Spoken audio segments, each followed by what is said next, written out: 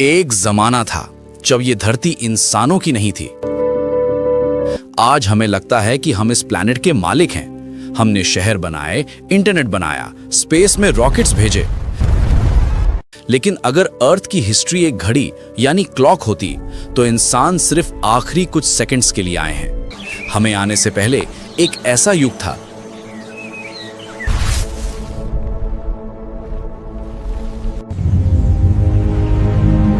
जो 150 million years तक चला।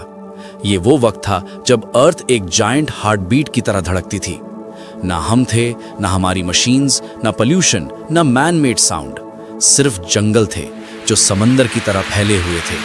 सिर्फ हवा थी जो ऑक्सीजन से इतनी भरी थी कि इंसेक्ट्स का साइज आज के बर्ड्स जितना बड़ा था। और उन सब के बीच लाइफ अपने प्योर पीक पर थी।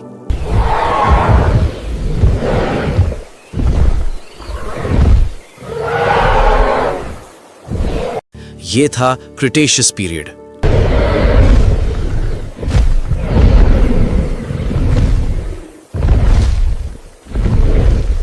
एक ऐसी दुनिया जहां क्रीचर्स इतने बड़े थे जैसे नेचर ने उन्हें फुर्सत में अपने हाथों से कार्व किया हो।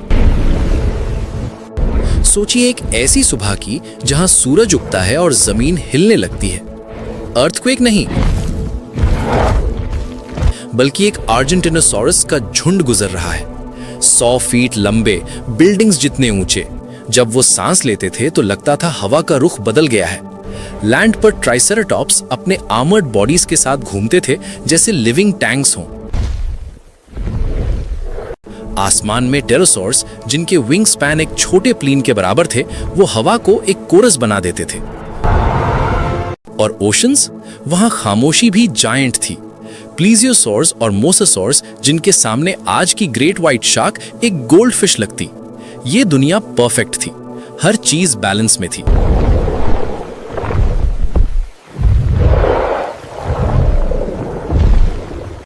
शिकार प्लांट्स खाते थे और शिकारी उन्हें कंट्रोल में रखते थे। लेकिन परफेक्ट चीजों की एक बुरी आदत होती है, वो हमेशा के लिए नहीं होती। इस दुनिया का एक राजा था, एक ऐसा क्रीचर जिसे देखकर कुदरत भी शायद डर गई होगी। टिरानोसॉरस रेक्स, द टी-रेक्स।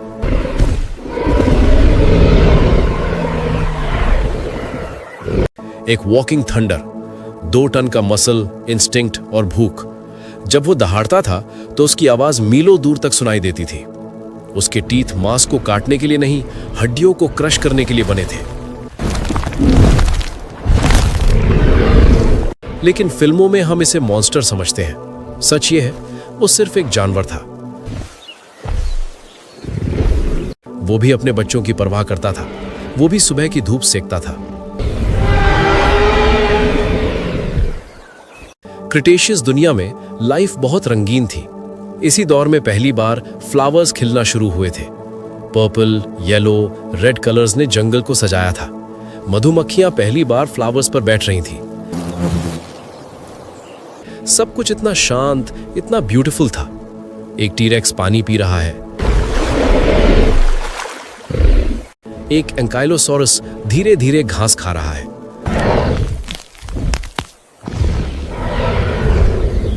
छोटे मैमल्स, जो हमारे पूर्वज यानी एंसेस्टर्स थे, वो डरते डरते पेड़ों के नीचे छुप रहे हैं। इन्हें लगता था कि ये दुनिया हमेशा ऐसी ही रहेगी।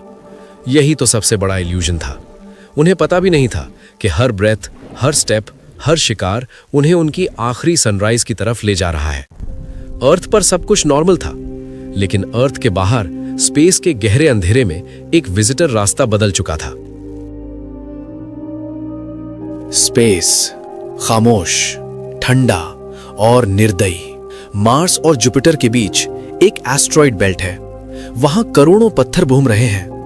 लेकिन किस्मत का खेल देखिए, 2 पत्थर आपस में टकराए और एक पत्थर रास्ता भटक गया। यह कोई छोटा पत्थर नहीं था, यह माउंट एवरेस्ट से भी बड़ा था, 10 किलोमीटर चौड़ा। इसका नाम हम आज जानते हैं, चिकसलूब इंपैक्टर। लेकिन उस वक्त ये बस एक साइलेंट ट्रैवलर था। ये 60,000 किलोमीटर प्रति घंटा की रफ्तार से अर्थ की तरफ बढ़ रहा था। सोचिए, एक बुलेट से 20 गुना तेज। इसके पास कोई दुश्मनी नहीं थी, इसके पास कोई प्लान नहीं था, ये बस फिजिक्स था, मास और वेलोसिटी का एक डेडली कॉम्बिनेशन। जैसे जैसे ये अर्थ के करीब आया, ग्रेविटी ने इसे खींच लिया। अगर ये एस्ट्रॉइड सिर्फ 5 मिनट लेट आता तो ये धरती घूम चुकी होती और ये पत्थर डीप ओशन में गिरता। शायद डायनासोर्स बच जाते, लेकिन डेस्टिनी को कुछ और ही मंजूर था। अर्थ पर एनिमल्स ने ऊपर देखा होगा, उन्हें लगा होगा कि ये कोई नया स्टार है, एक चमकता हुआ बिंदु जो धीरे धीरे बड़ा हो रहा था। फिर वो सूरज जैसा चमकने लगा और फिर वो सूरज से भी बड़ा हो गया। वो दिन अर्थ का आखिरी नॉर्मल डे था। युकटन पेनिनसुला, जो आज मेक्सिको है, वहां समंदर शांत था, लेकिन अगले ही पल वहां नरक उतर आया। जब वो एस्टेरॉयड एटमॉस्फेयर में घुसा तो हवा उसके सामने हट नहीं पाई, वो कंप्रेस हो गई। टेम्परेचर थाउजेंड्स ऑफ डिग्रीज तक पहुंच गया और फिर इंपैक्ट, बूम।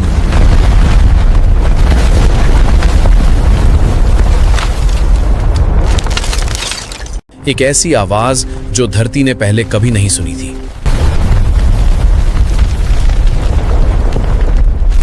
ये टक्कर इतनी भयानक थी कि इसने जमीन के अंदर 20 किलोमीटर गहरा गड्ढा बना दिया। एनर्जी ये हिरोशिमा पर गिरने वाले एटॉमिक बॉम्ब से 10 बिलियन गुना ज्यादा थी। एक सेकंड के अंदर जहां ये गिरा, वहां का पानी वेपराइज हो गया, वहां की जमीन पिघलकर लिक्विड बन गई और जो डायनासोर्स वहां मौजूद थे उन्हें दर्द महसूस करने का वक्त भी नहीं मिला। वो बस गायब हो गए, वेपराइज्ड। एक शॉक वेव निकली, साउंड की स्पीड से भी तेज। ये शॉक वेव हजारों किलोमीटर तक फैल गई। ट्रीज माचिस की तीलियों की तरह टूट गए, जंगल आग के गोलों में बदल गए। नॉर्थ अमेरिका में जो टीरेक्स खड़े थे उनकी स्किन जलने लगी, उनके कानों के पर्दे फट गए। समंदर ने अपना आपा खो दिया, एक मेगा सुनामी पैदा हुई। वेव्स इतनी ऊंची थीं, 1 किलोमीटर हाई। इमेजिन कीजिए, बुर्ज खलीफा जितनी ऊंची पानी की दीवार जमीन की तरफ आ रही है। इसने कोस्ट्स को निगल लिया, लेकिन असली बर्बादी तो अब शुरू होने वाली थी।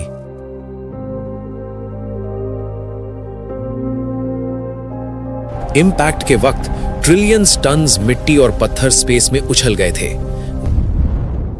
ग्रेविटी ने उन्हें वापस खींच लिया और ये पत्थर अब शूटिंग स्टार्स बनकर पूरी धरती पर बरसने लगे।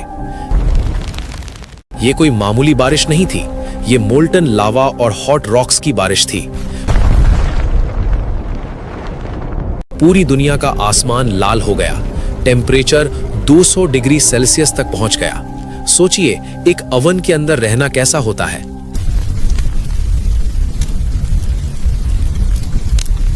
जमीन पर जितने भी डायनासोर्स थे वो भुन गए। फॉरेस्ट्स ने एक साथ आग पकड़ ली। ग्लोबल फायर स्टॉर्म, दुनिया का हर वो क्रीचर जो जमीन के ऊपर था और 25 किलो से बड़ा था, वो मारा गया। टीरेक्स द किंग अब बस एक जलता हुआ ढांचा था। ट्राइसेराटॉप्स जो टैंक की तरह मजबूत थे, वो गर्मी से कोलैप्स हो गए।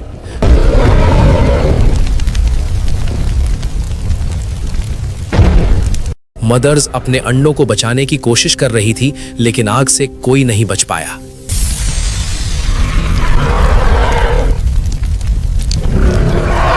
एक ही दिन में 150 मिलियन ईयर्स की एवोल्यूशन राख बन गई, लेकिन जो बच गए उनके लिए असली सजा अब शुरू होने वाली थी।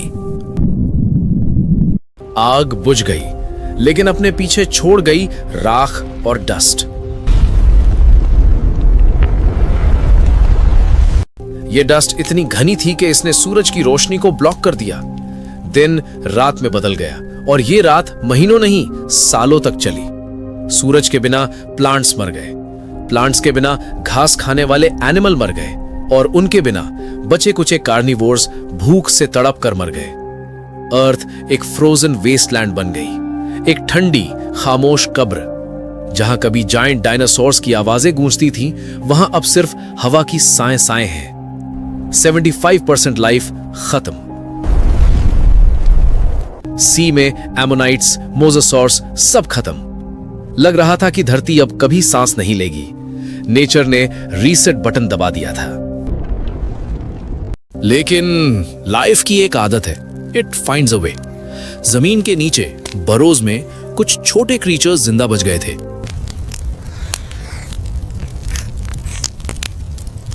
वो मैमल्स थे, हमारे पूर्वज। वो छोटे थे इसलिए उन्हें कम खाना चाहिए था। वो जमीन के नीचे रहते थे इसलिए वो आग और ठंड से बच गए।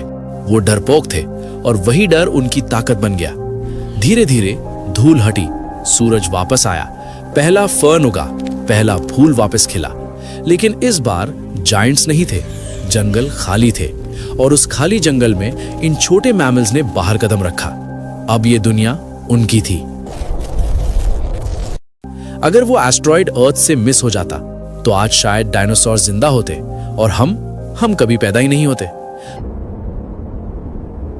हमारा होना उनके ना होने पर टिका है।